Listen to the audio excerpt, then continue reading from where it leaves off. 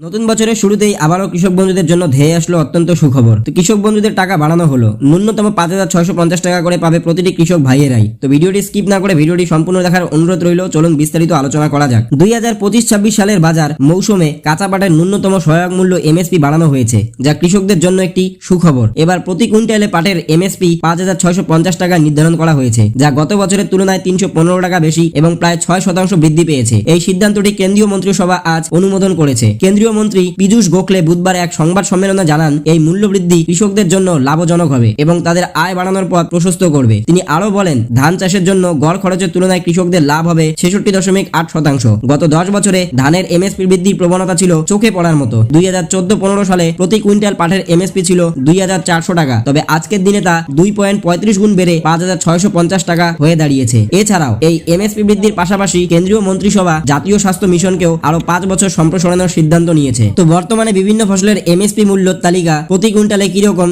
সেটি একটু দেখে নেওয়া যাক। ধান 2300 টাকা, জোয়ার 2,320 টাকা, রাগি 4,290 টাকা, তুতো ডাল 7,550 টাকা, মুগ ডাল 8,682 টাকা, উড়িন ডাল 7,400 টাকা, তুলা 7,121 টাকা, সূর্যমুখী বীজ 7,280 টাকা, সয়া 4,892 টাকা, গম 2,425 টাকা, বার্লি 1,980 টাকা, চাষি 5,650 টাকা, নারকেল 11,160 টাকা, আখ 340 টাকা। এই এমএসপি বৃদ্ধির মাধ্যমে কৃষকদের জন্য একটি গুরুত্বপূর্ণ পদক্ষেপ নেওয়া হয়েছে, যা তাদের জীবনযাত্রার মান উন্নত করতে সহায়ক হবে। তো বন্ধুরা, লক্ষ্মীর ভান্ডার, পিএম কিষাণ এবং অন্যান্য সরকারি যত সমস্ত স্কিম রয়েছে সেগুলি জানার জন্য এবং বিভিন্ন চাকরি বাকরির ফর্ম ফিল আপ সংক্রান্ত খবর জানার জন্য আপনারা আমার চ্যানেলটিকে সাবস্ক্রাইব করতে পারেন। ভিডিও যদি ভালো লাগে থাকে তাহলে ভিডিওটিতে লাইক করতে পারেন এবং ভিডিও কেমন হয়েছে তা জানানোর জন্য অবশ্যই কমেন্ট করবেন। তো দেখা হচ্ছে আরেকটি নতুন ভিডিওতে।